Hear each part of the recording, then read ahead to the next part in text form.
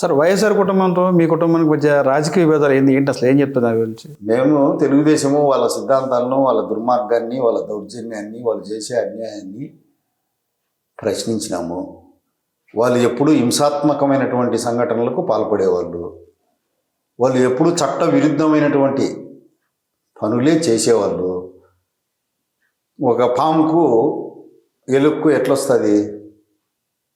పాము సంపాలని చూస్తుంది, ఎలుక తప్పించుకోవాలని చూస్తుంది. ఒక జింకకు ఒక పులికి ఎట్లొచ్చా సామ్యం కుదరదు కదా. ఒక్క బాటలో ప్రయాణించలేవు కదా, ఒక క్రూర మృగము ఒక సాధు జంతువు. అట్లా మొదలైందే. తెలుగుదేశం పార్టీ కోసం వచ్చిందే మాకు ప్రతి ఒక్కటి. అందులో ఒక ఆర్డర్లో జరిగి ఇదొక్కటే కాదు కదా, రాయలసీమలో ఎంతమంది పోయినారు కదా. గుండ్లకుంట శివారెడ్డి పోయినాడు, బిజ్జం సత్యంరెడ్డి పోయినాడు, పరిటాల రవి పోయినాడు, ఈ ప్రొద్దుటూరులో ఎక్స్ఎమ్మెల్యే రామసుబ్బారెడ్డి చనిపోయినాడు, కపట్రాల వెంకటరామనాయుడు చనిపోయినాడు. అది కోసిగి ధరలు ఎమ్మెల్యేగా ఉన్నాడు కదా, వాళ్ళ బ్రదర్ చనిపోయినాడు. కర్నూలులో శేషిరెడ్డి చనిపోయినాడు, మహాబలేశ్వర్ గుప్తా మర్డర్ అయినాడు, కనముక్కల్ చెన్నారెడ్డి మర్డర్ అయినాడు, సానేపల్లి నారాయణరెడ్డి మర్డర్ అయినాడు. ఇది ఒకటే కాదు కదా.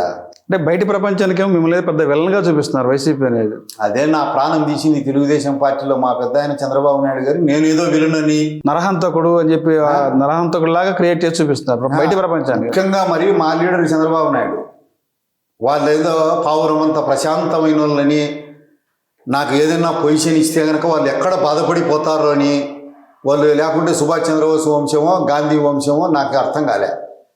వాళ్ళు నాకు ఇచ్చే వాళ్ళు బాధపడతారని నా మీద కాలేసిందే మా పార్టీ లీడరు. అక్కడ ఎవరో కాదు.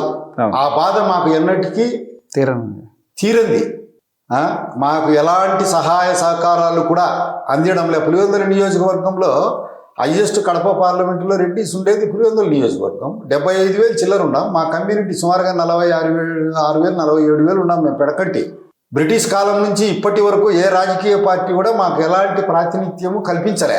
ఓకే, పెడకంటి రేట్లకు మేము ఆ ఇతరులకంతా పల్లకీలు మోసేదానికే సరిపోయింది మా జీవితం అంతా. ఇతరులకు బోయలుగా మోసి పల్లకీలు మోసి గూనిపోయినాం.